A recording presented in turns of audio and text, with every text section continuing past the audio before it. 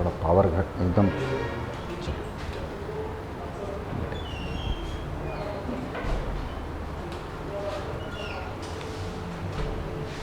भविष्य भारती के मंच से मैं आनंद प्रकाश आपका स्वागत करता हूं और नागपुरी क्लास की इस कड़ी में आज हम देखने जा रहे हैं एक कविता जिसका शीर्षक है संगे चलब।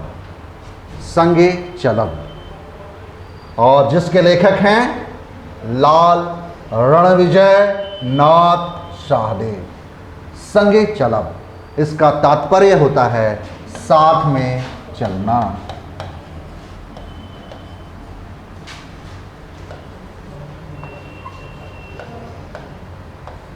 साथ में चलना।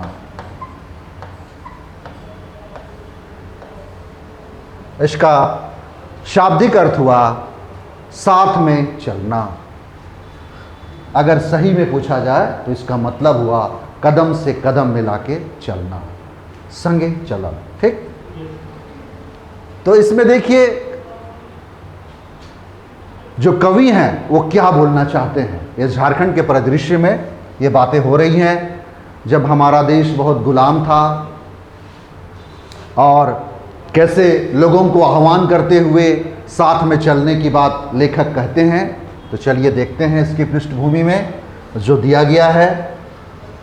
हिंदू और मुसलमान संसार क्रिस्तान, कहने का मतलब हिंदू और मुसलमान संसार क्रिस्तान। संसार का मतलब यहां हुआ सदान। संगे चलब सजनी भाई, इसका मतलब ये हुआ कि हिंदू और मुसलमान सदान और क्रिस्तान साथ में चलिए, सब कोई संग में साथ में चलेंगे तभी हमारा राज्य झारखंड राज्य आगे की ओर बढ़ेगा। कवि ये कहना चाहते हैं। चलिए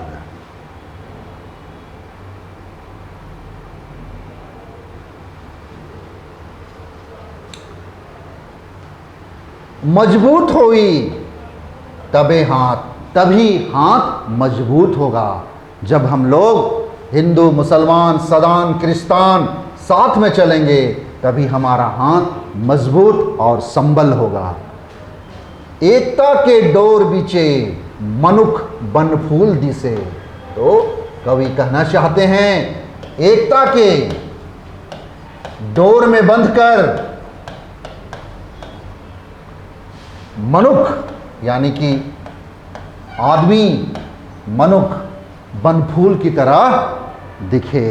बनफूल बोला जाता है वनों का फूल जिसमें एक समरसता होती है, जिसमें वनों के फूल की जो महक है उसकी सौंधी सौंधी महक पूरे वन प्रांतर को बहुत ही मनमोहक रूप प्रदान करती है। उसी तरह यहाँ के भी सारे लोग एकता के डोर में बंधे रहें तब हमारा विकास होगा और जो पूरा मनुष्य समुदाय है एक बनफूल की भांति नजर आएगा। यही हमारी ताकत होगी और हमारी एकता जब प्राबल्य की अवस्था में होगी तो दुश्मन भी हमारा कुछ नहीं बिगाड़ पाएगा। तो लेखक ये कहना चाहते हैं, मतलब यहाँ कहने का तात्पर्य ये है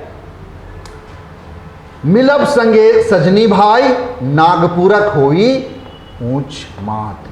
मनुख बनफूल दिसे मिलब संगे सजनी भाई। सब कोई साथ में मिलजुल के रहेंगे तब हमारा छोटा नागपुर का माथा ऊंचा होगा, सर ऊंचा होगा, सिर ऊंचा होगा। तो इसको कैसे आप लोग बोलिएगा नागपुरी में? हिंदू और मुसलमान सदान और क्रिस्तान सो भाई बहन मन के संगे चले कर कवि आह्वान करे ना। जब मन साथ हो बैं संगे चल बैं तब हाथ मजबूत होवी और एकता कर डोर आपस में जे बेरा एकता कर डोर में हमरे जब एक साथ रहब तब हमार जे छोटा नागपुर प्रदेश है ये विकास कर धारा में आगे बढ़ी और तब मनुख जाए बन फूल लखे दिसी, बनकर फूल लखे दिस में आदमी मन में एकता रही तो यहाँ कर आदमी मन में भाईचारगी रही, सब एक तरीके से रहबें, एक भाई सब मेल प्रेम से रहबें, तो हमार सब हाथ मजबूत हुई और हमरे संगे चला और जीवन के एक गति होल से कि हमरे आगे बढ़ा। तो कवि कर माध्यम से यह कहे चाहे ना और कहे ना कि जब हम साथे चलब संगे चलब तो हमार छोटा नागपुर कर जो सिर है से ऊंचा हुई। तो कवि ई पद में यह कह चाहे ना कि हमरे मन के सब एकता कर डोर में रह के एकता कर डोरा में अपन एक जो गुच्छा होएला एकता कर डोर में बंधाए के संगे रह के विकास कर धारा में आगे बढ़े होवी। समझ रहे हैं? चलिए समझ रहे हैं ना प्रतीक? चलिए, मन के भरम तोड़ी फूट नितिक संग छोड़ी, बोलब सब एके सुरे, नागपुरक है कि हमर जाय या हम जाय, इसका हुआ हमर जाय। कवि बताना चाह रहे हैं कि मन का भ्रम को छोड़िए, मन में किसी तरह की जितने भी भ्रम है, वितृष्णा है, उनको छोड़िए, फूट नीतिक संग छोड़ी और जितनी भी कुटिलता है वो सबको छोड़िए और बोलिए सभी एक सुर में, नागपुर नागपुरक है कि हमरे जाइत। मतलब हम लोग का जात कोई और नहीं, हम लोग तो नागपुरिया जाइत के हैं। तो कवि इन सब बातों को बताना चाहता है, समझाना चाहता है कि किसी तरह का मन में भरम मत रखिए, किसी तरह का कुटिलता का या फूटनीति आपस में मत पालिए और सभी कोई एक सुर में यही बोलिए कि हम लोग नागपुरिया जाइत है कि हमर में कोनो ऊंच नीच कर भेदभाव न खे, हमर जाइत काहे के, तो हमर जाइत है के नागपुरिया।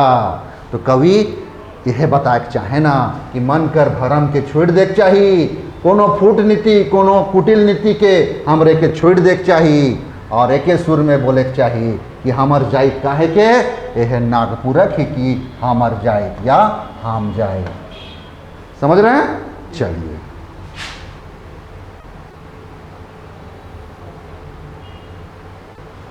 देखिए, जय नागपुरक देश, सुंदर सुखद भेष, सोना माटी सजनी भाई, उपजा बढ़ाव दिन रात। देखिए, इस नागपुर देश की हम जय जयकार करते हैं। सुंदर सुखद भेष, यहाँ की जो आबो हवा है, यहाँ का जो वेशभूषा है वो अत्यंत ही सुंदर है, सुखद है। यहाँ की माटी सोना उपजाती है। ए सजनी भाई, ए नागपुरक आदमी मन, हमार माटी में तो सोना भरला है और हमार खेती, हमार किसान मन अपन पसीना से सींच सींच के, अपन खेत मन के जोत के, अपन ये धरती से सोना बुझाए ना। तो कवि यही बताना चाहते हैं, उपजा बढ़ाव दिन रात, अपने दिन रात से मेहनत करके यहाँ के लोग जो खेत खरिहान में काम करते हैं, अपना मेहनत से अपना सब कोई एक भाईचारगी से रह के और धरती माँ का सिंचित करके अब खुद मेहनत से आगे बढ़िए। यही कवि इस कविता के माध्यम से बोलना चाहते हैं। संगे चलब, जय नागपुरक देश, सुंदर सुखद भेष। हमरे नागपुरक देश की जय जयकार करीला।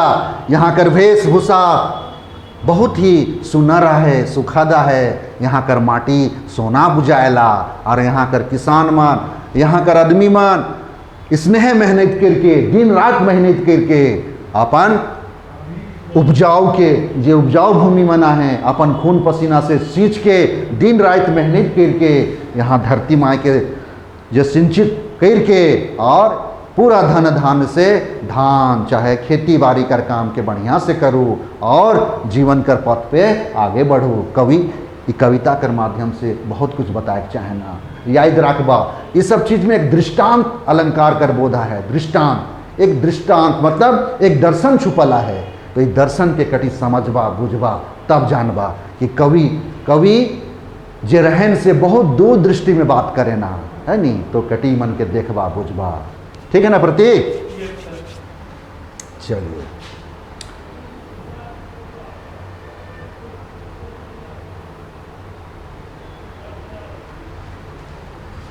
त्यागी तपस्वी वीर पुरखा भी अधीर, जीव देलें सजनी भाई, बिरसा गणपत राय विश्वनाथ शाही। देखिए यहाँ इस पद में क्या बोलना चाह रहा है लेखक। हमारे यहाँ त्यागी तपस्वी वीर भी पैदा लिए हैं, पुरखा भी, यहाँ हम लोगों के जो पूर्वज थे उन्होंने बहुत मेहनत से इस धरती को और हमारे छोटा नागपुर प्रदेश को अपने कर्म से संजोया है और उसकी मेहनत से आज हम लोग यहाँ पर विराजमान हैं। तो कहने का मतलब पुरखा भी अधीर, जीव दे रहे सजनी भाई, हमारे लोग के पूर्वज अपने मेहनत से हम लोगों को जीवन दान दिए हैं। क्योंकि हमारा पुरखा लोग बहुत गरीबी गुलामी की जंजीरों में जकड़ा हुआ था। बहुत ही छोटा नागपुर प्रदेश में बहुत ही गरीबी थी उस समय, और यहाँ के किसान जो मेहनत कश किसान लोग थे वो अपने खून पसीना से अपने खेतों को में मेहनत करते थे, और हमारे पूर्वजों का कर्म है जो आज हम लोगों को जीवन प्रदान किए हैं। और हमारी इस छोटा नागपुर की धरती में बिरसा भगवान हैं, गणपत राय जैसे बहादुर पैदा लिए, विश्वनाथ शाही जैसे बड़े बड़े आंदोलनकारी क्रांतिकारी पैदा लिए, जिसके चलते आज हमारा देश आज़ाद हुआ और झारखंड की भूमि को एक महान भूमि के रूप में बिरसा भगवान, गणपत राय, विश्वनाथ शाही जैसे महान धरोधर हमारे इस झारखंड की भूमि में जन्म लिए, और जिससे हमारा झारखंड प्रदेश आज विकास की धारा पर बढ़ता नजर आ रहा है। ये कवि बताना चाहते हैं कि त्यागी तपस्वी वीर मन हमर यहाँ पैदा लेना है, पुरखा भी बहुत मेहनत करके हमरे के जीव देना है, हमरे के जीवन दान देना है। ए सजनी भाई मान, ए रौरे झारखंड प्रदेश का नागपुरिया प्रदेश का आदमी मान, हमर यहाँ तो बिरसा भगवान जैसन, गणपत राय जैसन, विश्वनाथ शाही जैसन महान क्रांतिकारी मन पैदा लेना है। तो ईमन कर त्याग, ईमन कर बलिदान के रौरे मन देखू समझू और संगे साथी और सब कोई संगे रह के विकास कर धारा में आगे बढ़ू। कवि यही कहे चाहे ना ये कविता कर माध्यम से। पुरखा भी अधीर, पुरखा भी बहुत व्याकुल है, कहने का मतलब अधीर है।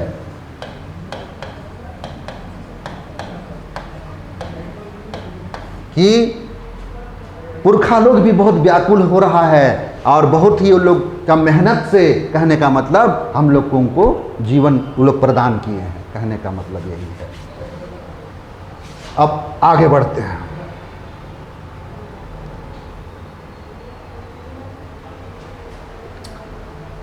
रण विजय दोहरा आइजे से दिन रात, जागू सबे सजनी भाई, रणवेरी सगरे पुकार।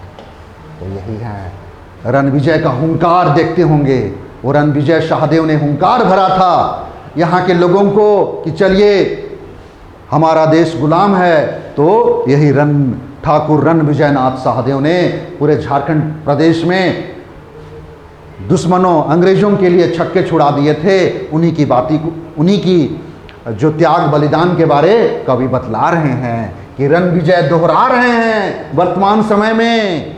आज से ही दिन रात सब कोई जाग जाइए, ए सजनी भाई, ए यहाँ कर नागपुरी आदमी मान, और रणभेरी सगरे पुकार। और जे लखे रणभेरी फूक रहे हैं रण विजयनाथ शाहदेव, उसने हमारे यहाँ कर प्रांत कर आदमी मन के एक नए सिरे से जगाए का है, एक नया रणभेरी फूके का है, ताकि उमन में एकता कर डोर में बांध के सब संगे साथ में रह के जीवन कर पथ पर आगे बढ़ें। तबे जाके हमार नागपुरिया समाज और छोटा नागपुर या झारखंड राज्य आगे बढ़ी। हिने हुने भटकले कोनो ने भिटाई। तो यह है कवि इकर माध्यम से कहे चाहना। और इस कविता में एक बहुत बड़ा दृष्टांत छुपा है। संगे चलब। ये तो देखिएगा इसमें क्वेश्चन कैसा आ सकता है। पूछेगा कि लाल रण विजयनाथ सहदेव जो यहाँ के लेखक हैं, है ना, लेखक भी हैं जो इस कविता के माध्यम से अपना हुंकार भरते हैं। और देखिएगा नागपुरी जो कविता है वो कभी भी, जैसे रणविजय नाथ जो सहदेव हैं, यही हुंकार भरने की बात कर रहे हैं। और नागपुरी कविता में देखिएगा कोई भी कविता हो उसमें लेखक अपने नाम को बीच में डालते ही हैं। तो ये नागपुरी कविता की विशेषता है। अंतिम पद में कम से कम लेखक अपने नाम को समाहित करते हुए कविता को आगे बढ़ाता है। और यही लाला रण विजयनाथ हुंकार भी भरते हैं, शंखनाद करते हैं यहाँ के लोगों को कि फिर एक नए सिरे से जागिए, सब कोई साथ में रहिए और जीवन की दशा और दिशा को आगे बढ़ाते जाइए। तो कवि यही बताना चाहते हैं संगे चलब में। तो देखिएगा क्वेश्चन आता है, लाल रणविजयनाथ सहदेव कौन कविता के लेख हैं, या संगे चलब केहर लिख हैं। कवि कर नाम के बताओ केहर लिख हैं। चाहे इते भी दे सके ना, 2 लाइन दे दबाएं, 2 पंक्ति दे देगा, बोल देगा ये पंक्ति कौन कविता से लेवल जाला है, या कर लेखक केहर है कहें। ठीक है, लेखक केहर है कहें, बस यही है। आप चीज़ों का भावार्थ समझ रहे हैं। साहित्य का 2 पक्ष होता है, भाव पक्ष, कला पक्ष। तो आप कविता के भावों को समझ रहे हैं, उसकी वानगी को समझ रहे हैं, किसी तरह की कोई दिक्कत नहीं होगी, क्योंकि आप लोग का ऑब्जेक्टिव क्वेश्चन आने जा रहा है। यही आप जेपीएससी मेंस के लिए अगर करते तो आपको बहुत सिरे से संप्रसंग व्याख्या करवा देते, लेकिन वो आपके सिलेबस में है नहीं। तो यहाँ पर कोई दिक्कत, किसी तरह की परेशानी, चलिए यही सब आएगा। इसको एकदम बढ़िया से याद कर लीजिएगा, इसमें कुछ भी नहीं है, किसी तरह की कोई बात ही नहीं है। हिंदू मुसलमान संसार के रिश्तान संगे चलब सजनी भाई, मजबूत होवी तबे हाथ, एकता के डोरा बीचे मनुख बन फूल दिसे, मिलब संगे सजनी भाई, नागपुरक होवी ऊंच माथ, मन के भरम तो तोड़ी, फूट नितिक संग छोड़ी, बोलब सबे एके सुरे, नागपुरक हेकी हम जाई, जय नागपुरक देश, सुंदर सुखद भेंस, सोना माटी सजनी भाई, उपजा बढ़ाव दिन रात, त्यागी तपस्वी वीर, पुरखा भी अधीर, जीव दिलें सजनी भाई, बिरसा गणपत विश्वनाथ। फिर यही रणविजय लेखक आ रहे हैं, यही दोहराते हैं, यही अपने पंक्ति के माध्यम से उद्धृत करना चाहते हैं कि आज से दिन रात सब कोई जाग जाइए और इस रणभेरी को समझिए कि जीवन में हम लोगों को अपने छोटा नागपुर प्रदेश को कैसे आगे बढ़ाना है। That's it. तब आगे बढ़े ना विनोद।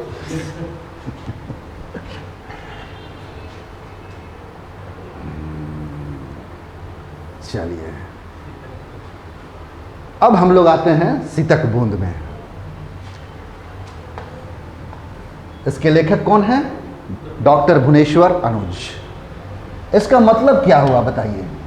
अगर आप लोग नागपुरी पढ़ रहे हैं, समझ रहे हैं, तो इसका शाब्दिक अर्थ क्या हुआ? बहुत अच्छा, ओस की बूंदे।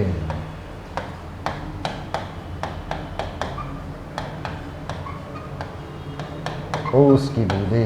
ये और एक आता है स्वाति नक्षत्र की बूंदे, है ना जो एक पक्षी है ना, हाँ, चातक जो पक्षी है, पीहू पीहू की रट लगाता है, स्वाति नक्षत्र से एक बूंद तो उसको परित्यक्त कर दे, मतलब उसको कहने का मतलब एक बूंद की आस जो उसको परितृप्त तो कर दे, सॉरी परित्यक्त नहीं, परितृप्त तो कर दे। हाँ, यही है ओस की बूंद। हाँ हाँ, और पीहू पीहू की रट लगाता है, वही चीज़ है। तो ये साहित्यिक सोच है। एक कवि एक कल्पना रूप में देखता है। साहित्य एक सोच होता है, एक कल्पना शक्ति होती है। उस साहित्य जो है वो गणित का फार्मूला में चलता नहीं, साहित्य के लिए विहंगम दृष्टि चाहिए।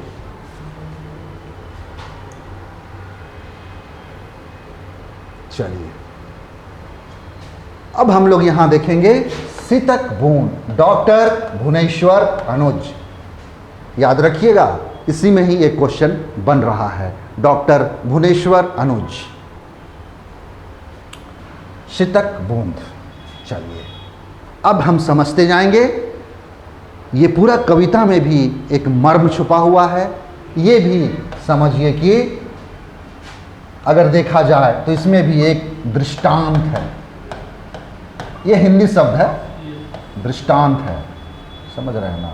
ये अगर इसको अगर देखा जाए अलंकार की दृष्टि से तो इसमें एक निर्दर्शना अलंकार छुपा हुआ है। निर्दर्शना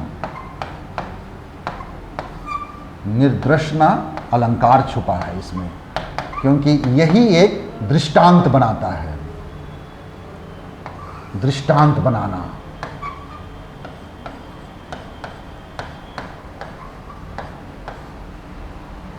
इस पूरे में जो एक दृष्टांत बना रहा है, समाज को एक दिशा निर्देशित कर रहा है, तो इसमें भी बहुत गूढ़ बातें हैं जो इसमें समाहित हैं। चलिएगा। मनुख कर जिंदगी एक शीतक बूंद है कि, ठीक है, मनुष्य का जो जीवन है वो एक ओस की बूंदे की तरह है। यानी कि इंसान का जो जीवन होता है वो कितना क्षणभंगुर है, यही कवि बताना चाह रहे हैं। कुल कुल अंधरिया टह टह इंजोरिया राइते, गिरेला अनदेखा सी, रसे रसे जमेला, और बनेला शीतक बूंद। देखिए इसमें कितना बड़ा ये चीज है, मर्म छुपा हुआ है। कुल कुल अंधरिया, वो अंधरिया रात है, अंधेर अंधकारमयी रात है, और उस रात में एक चांदनी रात खिली हुई है, टह टह इंजोरिया है। कहने का मतलब ये है क्योंकि जीवन भी उसी अंधकार और उजाले के गमन में ही, किसी भी इंसान का जो जीवन की जो गति है, कभी एक पक्ष अंधकार का आता है तो एक पक्ष उजाले का आता है। उसी को कवि प्रतीकात्मक रूप में कहना चाहते हैं। कुल कुल अंधरिया टह टह इंजोरिया राइते, स्वाति नक्षत्र की बूंदों से गिरता है अनदेखा शीत। जब देखिएगा एक अंधकार का समय है, चांदनी रात है, और जब निकलिएगा तो आप देखिएगा घासों में पूरा समझिए कि प्रकृति के जितने भी पौधे सब हैं, घास है, उसमें जो ओस की बूंदें हैं वो बिखरी पड़ी हुई रहती हैं। लेकिन कितना क्षणभंगुर होता है वो, बस थोड़े समय के लिए होता है। इसी तरह इंसान का जीवन भी बहुत ही क्षणिक है। कवि इसके माध्यम से यही बताना चाह रहे हैं। कुल कुल अंधरिया टह टह इंजोरिया राइते, गिरता है वो अनदेखा शीत, जिसको आप देख नहीं पाते हैं। जब पत्तियों में जब वो नजर आता है गिर के, घास में जब वो आप जाइएगा तब वो जो नजर आता है, लेकिन उसको आप लोग गिरते नहीं देख पाते हैं। तो कवि यही बोल रहा है कि जीवन की उस अंधकार रूप में और जीवन के प्रकाश में गिरता है अनदेखा शीत, रसे रसे, धीरे धीरे, रस्ता रस्ता। वो सुबह में जब हम देखते हैं सूरज निकलने से पहले तो शीत की बूंदों को देखते हैं, और बन जाता है वो उसकी बूंदें। कहीं कोई दिक्कत?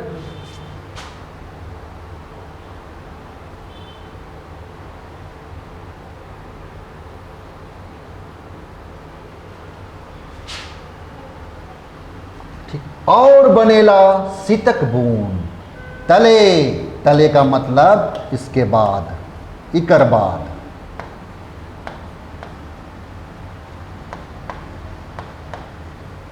एहे बूंद, यह बूंद, छोट बड़ जीव जंतु, घास पात, गछ वृक्ष के देल जिंदगी के दान। इसका कवि इसमें ही बताना चाह रहे हैं कि तब यही बूंद छोटे बड़े जीव जंतु को घास पात में, गच्छ वृक्ष में जब ये ओस की बूंदें पड़ जाती हैं तो छोटे छोटे जो जीव जंतु हैं वो अपनी प्यास को बुझाते हैं उसी ओस की बूंदे से। उसी ओस की बूंदें एक पानी के रूप में वो पीकर अपने आप को परितृप्त होते हैं। तो कवि यही बताना चाहते हैं तले यह बूंद छोट बड़ जीव जंतु, घास पात गच्छ वृक्ष के देल जिंदगी दान। और घास पात में बहुत सारे जीव जंतु भी आते हैं तो वो उनसे पानी पीकर अपने आप को परितृप्त होते हैं। और गच्छ वृक्ष जो छोटे छोटे पौधे सब होते हैं उनको भी अपनी जीवन का एक प्रारूप प्रदान करते हैं। तो कवि यही ओस की बूंदों के माध्यम से हमें ये बताना चाह रहे हैं। और तब देल जिंदगी दान, और यही ओस के बूंदें छोटे छोटे पक्षियों को, चाहे छोटे छोटे कीड़े मकोड़ों को एक जीवन का दान प्रदान करते हैं। तो यही कवि बताना चाह रहे हैं। तले यह बूंद छोट बड़ जीव जंतु, घास पात गच्छ वृक्ष के देल जिंदगी दान। यही सीप की बूंदें हैं, ओस की बूंदें हैं जो छोटे छोटे जीव जंतु को, छोटे छोटे पौधों को अपना जिंदगी प्रदान करते हैं। चलिए अब आगे बढ़ते हैं।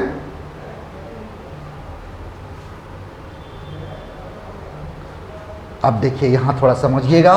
सितक बूंद सनाल खीर खाले, कहे ना मनुख जिंदगियो हो जायला पवित्र, और उके भेटायला नवा जिंदगी। देखिए अभी हम लोग क्या मनाए थे, कौन सा त्यौहार मनाए थे? शरद पूर्णिमा के बारे यहाँ पर बखान हो रहा है, याद रखिएगा शरद पूर्णिमा। लेकिन नागपुरी में कभी भी अगर लिखिएगा तो शरद लिखिएगा। हाँ, शरद पूर्णिमा।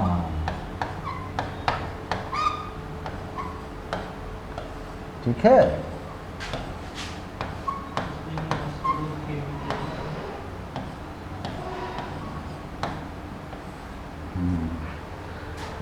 तो यही शरद पूर्णिमा के दिन हम लोग क्या करते हैं, छत में खीर ले जाते हैं और खीर को बढ़िया से ढक के रख देते हैं।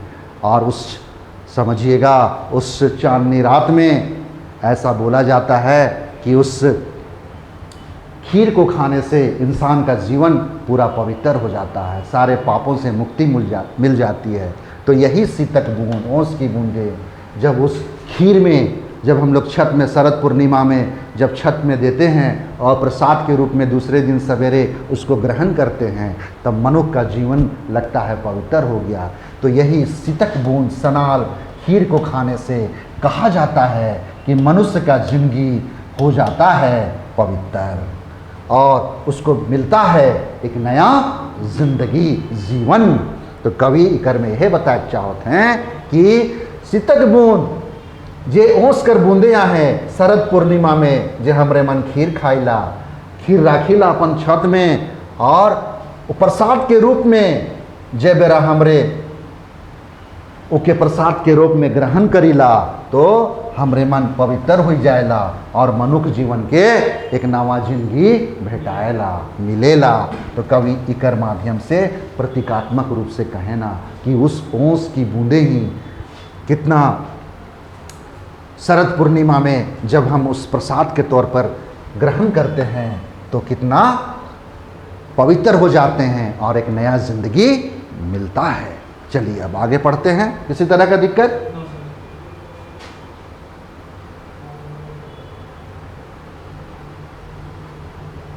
फिर यानी फिर रसे रसे ढरकेला राय, धीरे धीरे रात ढरकता है, होवेला तले इंजोत।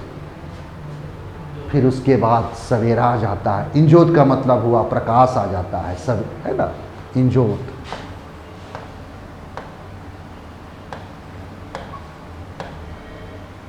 आप ऐसा लिखिए, उजाला। चलिए ना,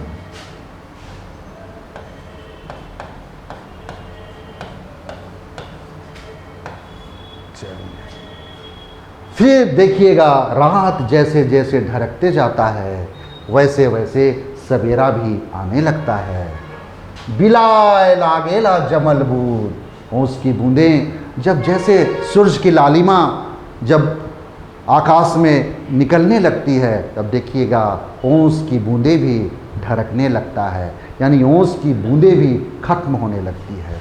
तो बिलाए लागेला जमा हुआ ओस का बूंद, ढरके लागेला जिंदगी, और जिंदगी है वो ढरकने लगता है, ओस की बूंदे ढरके लागेला जिंदगी। एहे माझे कतना मनुख जानवरक गोड़ खूर तले खुंदायला, मन के शीतल करत करत बिलाए जायला वो धरतीये में। देखिए इसमें बहुत बड़ा अर्थ छुपा हुआ है। कभी कभी क्वेश्चन क्या पूछेगा, बिलाए लागेला जमल बूढ़ ढरके लागेला जिंदगी, कौन कविता से लेवल जाला है, ऐसा क्वेश्चन मन आएला तो ये मन के कटी बढ़िया से देखबा पढ़बा। ठीक है ना प्रतीक? चलिए, आपका नाम क्या हुआ? कुंदन। चलिए, बिलाए लागेला जमल बूढ़ ढरके लागेला जिंदगी। तो यही है कि जब सवेरे का रोशनी आता है, प्रकाश आता है, फिर से रसे रसे ढरकेला राय थोएला तले इंजोत। बिलाए मतलब कि जमा हुआ बूंद ख़त्म होने लगता है, और जो ओस की बूंदें हैं वो ख़त्म होने लगता है। इसी के बीच में मनुष्य उस घास में चलता है, और बहुत सारे जानवर लोग भी सवेरे सवेरे उनको जब वन प्रांतर में खेतों में चरने के लिए सुबह सुबह जो मालिक लोग हैं, किसान लोग हैं, वो लोग छोड़ देते हैं, तब उसके पैर के खुरों से ओस की बूंदें ढरकने लगती है, और सूर्य की लालिमा भी उस ओस की बूंदे को तिरोहित करने लगती है, और ओस का बूंद यही बिलाए लगने मतलब बिलाए लागेला खत्म होने पिघलने लगता है। कहने का मतलब बिलाए लागेला धीरे धीरे पिघलना शुरू हो जाता है या खत्म होने लगता है, बस यही है। और फिर जानवर का जो पैर है उसका खुर से वो ओस की बूंदें हैं वो खुंदाता है, वो उसका पैर पड़ता है। तो और यही ओस की बूंदें में सवेरे सवेरे लोग चलते भी हैं, तो मन को कितना शीतलता प्रदान करता है, और इस प्रकार धीरे धीरे ओस की बूंदें वो धरती में समाप्त हो जाती है, पिघल जाती है, बिलाए जायला। ठीक है, तो अब आगे बढ़ते हैं। देखिए, हाँ, बिलाए जायला वो धरतीये में, इसने सिराए जायला जिंदगी।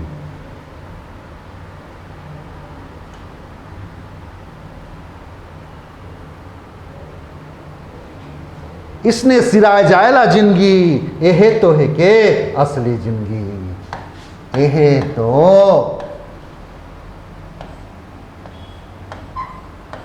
तो हके